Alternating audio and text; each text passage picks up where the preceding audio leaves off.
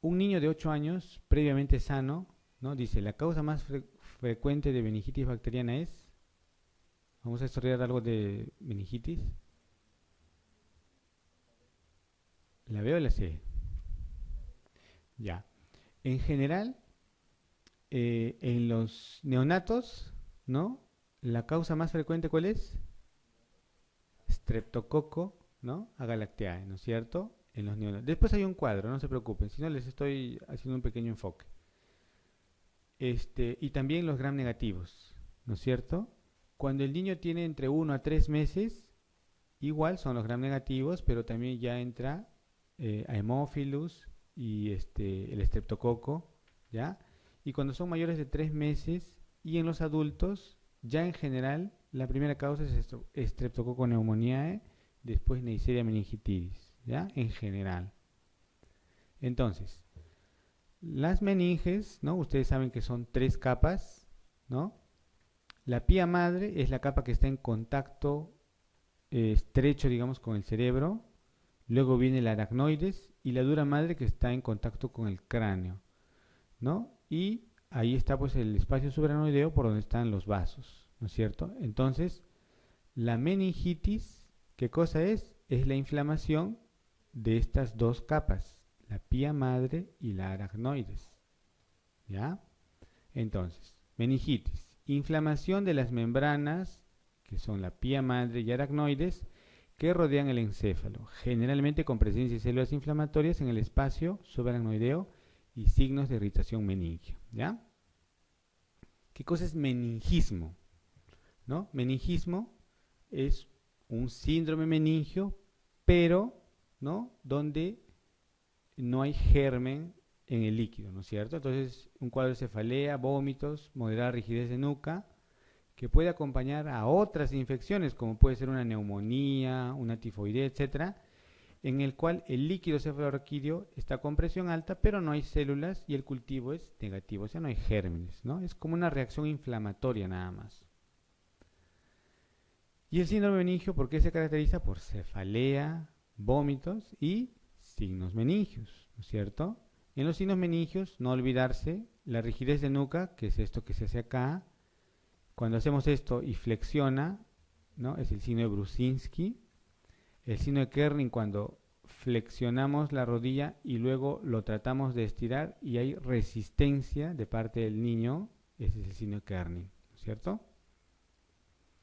Y aquí está lo que les decía, ¿no? Entonces, ustedes van a encontrar diferentes literaturas, pero más o menos todas están alrededor de esta, ¿no? Los 3 primeros meses, estreptococo el grupo B, E. coli, o sea, gram negativos, y listeria, es importante esto, listeria, ¿ya? Estos gérmenes son los más frecuentes en los neonatos, ¿ya? Y los bebés pequeños, ¿no? Entre los 3 meses a 50 años, como les decía, ya todos son parecidos, y a la cabeza está Streptococcus pneumoniae. Luego está Neisseria, Haemophilus. Mayores de 50 años sigue siendo estreptococo, pero listeria es importante, ¿no? Y de acuerdo a ciertas comorbilidades hay ciertos gérmenes. Nuevamente aquí hay un cuadro ya más detallado respecto a la parte pediátrica. Menores de un mes, Streptococcus agalactiae, E. coli, listeria. Entre 1 a 3 meses, agalactiae, Streptococcus pneumoniae y entra acá, y Neisseria. Y mayores de 3 meses, Neisseria meningitidis y Streptococcus pneumoniae, ¿ya? Estos son los gérmenes más frecuentes de acuerdo a los grupos etarios en los pacientes pediátricos. Puede haber, si hay válvula, por ejemplo, estafilococos, ¿no es cierto? Si hay mielomeningocele, igual estafilococos, si hay heridas, fístulas, etcétera, ¿no? Si hay inmunodeficiencias, listeria, que es frecuente en estos, Neisseria meningitidis, Haemophilus, ¿ya? Entonces, ¿cuáles son los orígenes para que un paciente tenga meningitis? ¿No? Focos a distancia, ¿no? Que pueden ser a nivel nasal, oído o un foco distante como puede ser pulmón, ¿no es cierto? Y aquí está representado en este cuadro los gérmenes más frecuentes, ¿no? Los gram negativos, ¿no? En neonatos. En niños, Neisseria, Streptococcus pneumoniae, Haemophilus. En adultos, Streptococcus pneumoniae, Neisseria. Y en el líquido, como ustedes saben, siempre va a haber pues células altas, ¿no? Dependiendo si es viral o bacteriano, puede haber o no consumo de glucosa. Las proteínas siempre van a estar altas porque es inflamatorio. Se hacen cultivos, Gram. En algunos casos se puede hacer PCR para ver virus. El cuadro clínico, ¿no? El síndrome meningio. Puede haber signos parenquimales, puede haber convulsiones, alteración de nervios craneales, confusión, coma, ¿no? En algunos casos podemos ver un síndrome petequial, ¿no? En la meningitis meningocócica, ¿no? Es frecuente el cuadro petequial, ¿no? Ahí está, miren. Y es fatal, ¿no? O sea, la Neisseria meningitidis que hace esto, ¿no? Hace pues shock, ¿no? Un cuadro muy, muy severo, ¿no? Y puede ser mortal. El estudio de punción es importantísimo, ¿no? Los casos bacterianos el líquido es turbio, ¿no? En los casos virales es cristal de roca. Aquí tienen un cuadro donde ustedes pueden, no sé si en su copia se ve bien el cuadro, pero en general ustedes saben que los valores normales, ¿no? La presión del líquido normal es menos de 20 centímetros o 200 milímetros de agua. Tiene que ser menos de eso. Las proteínas de 15 a 45. Glucosa son más o menos 2/3 del suero. Y normalmente debe haber menos de 5 células. En las meningitis bacterianas, ¿no? Hay células aumentadas a predominio polimorfo, ¿no es cierto? En cambio, en las virales, el predominio es mononuclear. En las bacterianas hay consumo de glucosa, mientras que en las virales no hay consumo o muy leve, ¿ya? Entonces eso a ustedes les orienta más o menos a cuál puede ser el origen. La meningitis tuberculosa, igual las células están elevadas a predominio mononuclear, pero hay consumo de glucosa. Eso lo diferencia de la viral, ¿ya? Porque las dos son a mononuclear. Y en hongos también puede ser algo parecido, ¿no? También hay incremento en células a mononucleares. La glucosa puede estar normal o también disminuida, ¿ya? Y hay otras cosas que podemos pedir, pues, ¿no? Gran, PCR, tinta china, etcétera, ¿no? Para poder determinar el cuadro. Nuevamente, de acuerdo al grupo etario, vamos a plantear un antibiótico porque va a depender, ¿no? de ese grupo etario los gérmenes más probables, ¿no es cierto? Entonces, siempre se usa una cefalosporina y en los niños pequeños, como hay, ¿no? en los neonatos, como hay sospecha de listeria, tenemos que usar ¿qué cosa? Ampicilina. Para eso se usa ampicilina, ¿ya? Por listeria. Ya cuando es más grande, mayor de 3 meses, ¿no? y los adultos, usamos simplemente una cefalosporina, que puede ser ceftriaxona, y podemos asociar vancomicina. ¿Para qué se usa la vancomicina?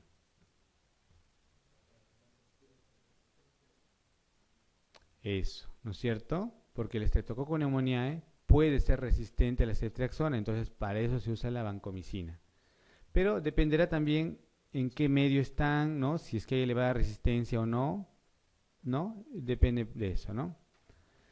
Y en adultos mayores, especialmente si tienen alguna enfermedad o son alcohólicos, otra vez empieza a ser importante la listeria. Por eso es que hay que asociar ampicilina nuevamente, ¿ya?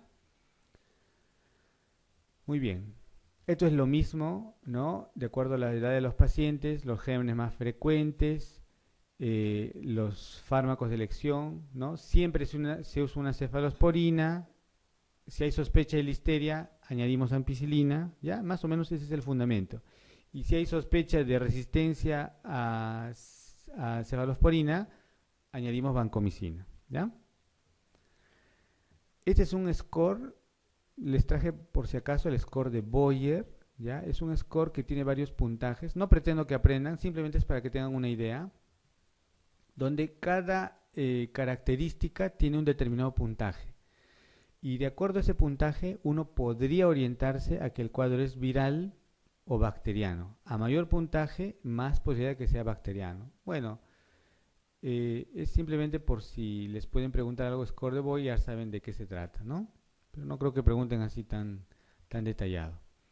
Las dosis de los medicamentos, bueno, eso lo saben más por pediatría, ¿no? Son siempre en dosis MEC, normalmente son las dosis más altas, ¿no es cierto? Cuando hay meningitis bacteriana se usan las dosis más altas, ¿no? Por ejemplo, en ceftriaxona son 100 miligramos kilo día, ¿no es cierto? Y se usa cada 12 horas. Y en la ampicilina, 200 miligramos kilo día, ¿ya? Ahora, es importante hacer un gram y un cultivo. ¿Por qué? Porque eso les va a guiar el tratamiento. Porque ustedes empiezan con una terapia empírica, pero luego tienen que ver el cultivo, ¿no? Primero el gram, que más o menos les va a orientar, y luego el cultivo. Si es Neisseria, 7 días de tratamiento es suficiente, al igual que Haemophilus. Pero si es Streptococcus pneumoniae, es 10 a 14 días. Si es Agalactiae, 14 a 21 días. Si es Listeria, miren, 3 semanas.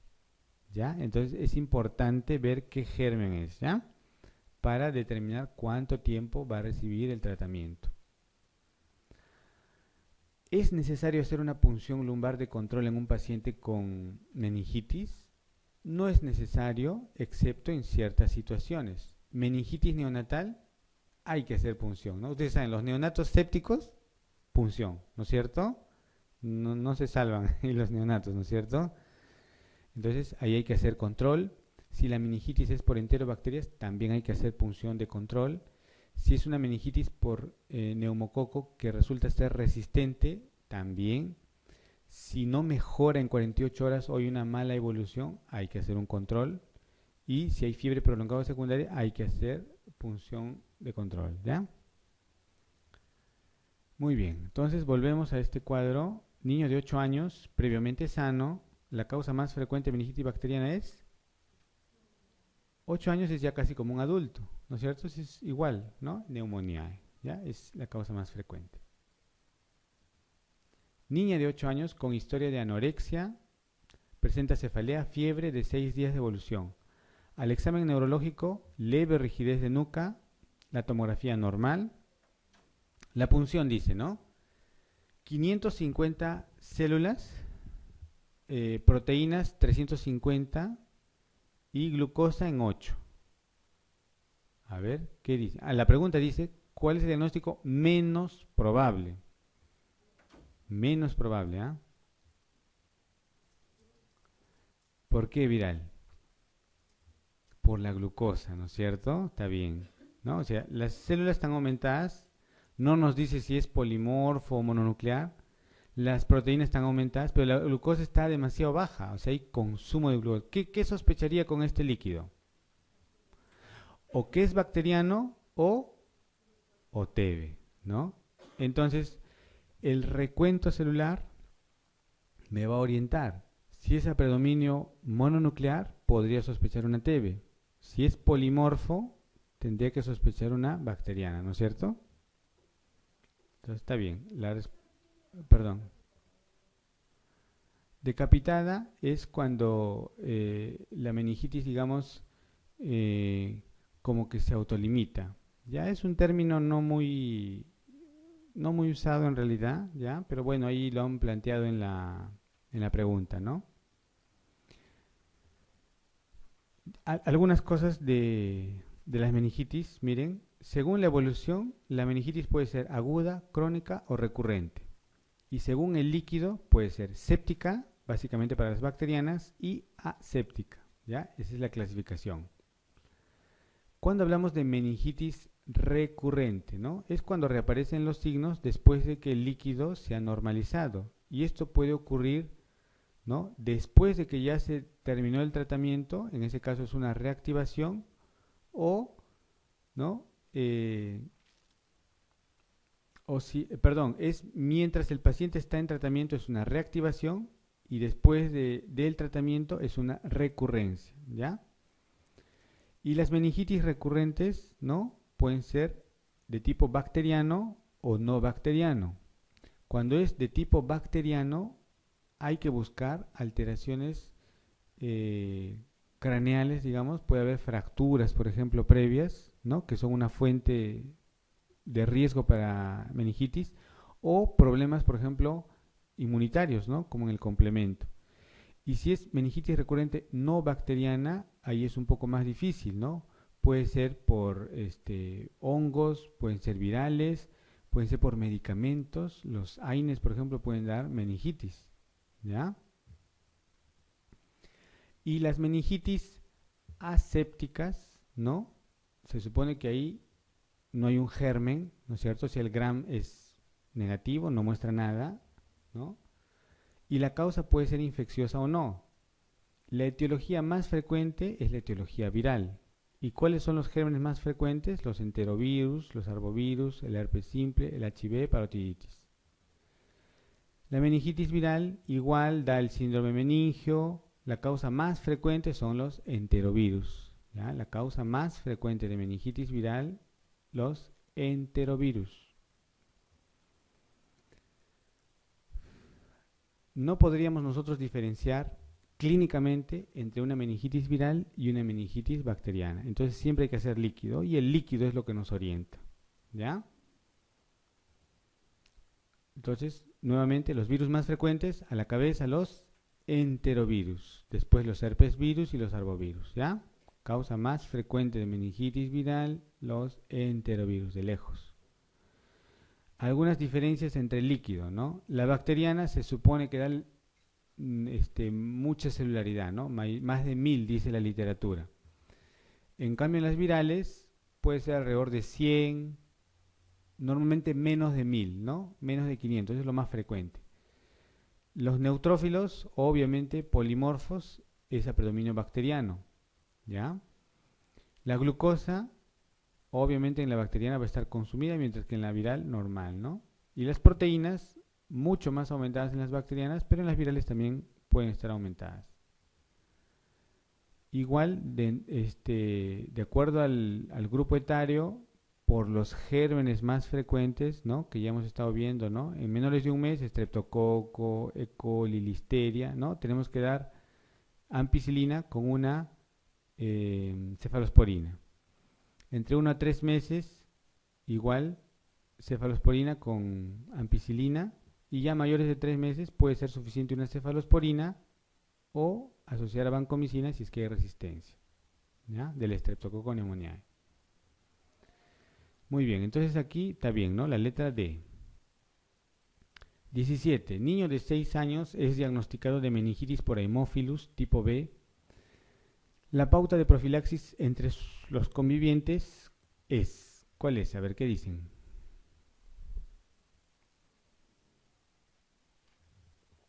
Rifampicina. Entonces, aquí nos hablan de profilaxis, ¿no es cierto? Entonces, les he traído algo de profilaxis. En meningitis meningocócica, meningococo, ¿no? ¿A quiénes hay que dar profilaxis? A los que viven en la casa del enfermo, ¿no es cierto? Las personas que hayan tenido un contacto frecuente, ¿no? Con el niño. Y a todo el establecimiento escolar, dicen las pautas, si es que hay, ¿no? Niños menores de 2 años, cuando han aparecido 2 casos en la misma clase. En ese caso hay que aplicar a todo el centro, ¿ya? Un solo caso no es necesario. De repente al salón nada más, si es que solo es un caso. Y obviamente a sus familiares sí. ¿El médico tendrá que tener profilaxis?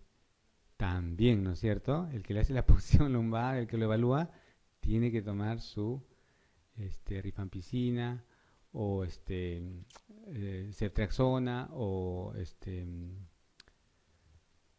ciprofloxacino, ¿no? Que es mucho más fácil de...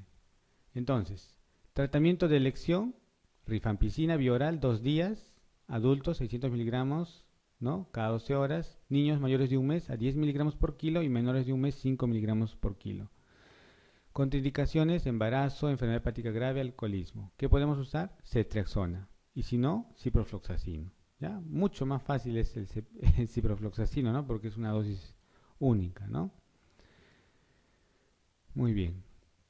Y cuando es Haemophilus, ¿no? Haemophilus, ¿no? ¿En qué casos? Dice, todos los convivientes ¿no? Del domicilio del enfermo siempre que residan niños menores de 5 años, contactos habituales, ¿no? De niños menores de 5 años, tratamiento de elección rifampicina por 4 días, las dosis son similares a las anteriores, 600 miligramos por dosis cada 24, niños mayores de un mes 20, menores de un mes 10, se puede usar ceftriaxona, ¿no? Como alternativa.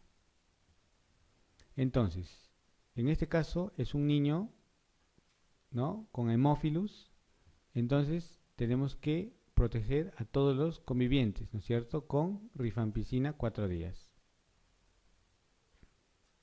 No tiene sentido las vacunas, ¿no? En ese momento, ¿no? Se ha detectado un caso de meningitis meningocócica en un niño de 5 años que va al colegio. Por el momento no se conoce el serogrupo. Dice, la actuación correcta con los niños y profesores del colegio es